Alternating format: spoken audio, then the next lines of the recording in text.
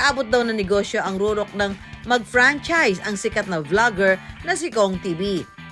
Umabot daw sa 13 ang naging branches ng kanyang restaurant. Maganda raw ang takbo ng lahat hanggang isang pangyayari ang bumago sa kanyang buhay.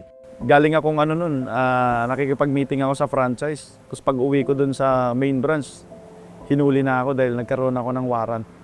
Ayun, para akong binuhusan ng pinakulong mantika noon. Sabi ko, end of the world na siguro to. Wala nang pag-asa siguro to. Nakulong siya sa loob ng 1 taon at 8 buwan. Isa-isa rin nagsara ang mga branch ng kanyang restaurant. Sabi nga nila, pagka nasa bilibid ka na, parang end of the world na, nandun na yung buhay mo, napakahirap. Pero kumapit pa rin ako. Kumbaga, para makabangon. Iba't ibang klase ng tao ang nakilala ni Roy habang nasa bilibid.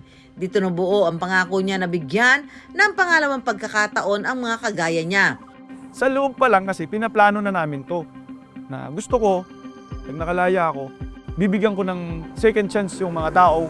Basta yung willing magbago. Gusto ko kasi maiba yung thinking ng mga tao na porkit galing kang kulungan, masamang tao ka na. Gusto ko ngayon ipakita sa kanila na ito kami ngayon. Kahit sinubok kami ng panahon, pero ito kami. Aayusin namin yung buhay namin. Paglayang-paglaya ni Roy, humingi siya ng tulong sa kanyang mga kaibigan para muling ibangon ang negosyo.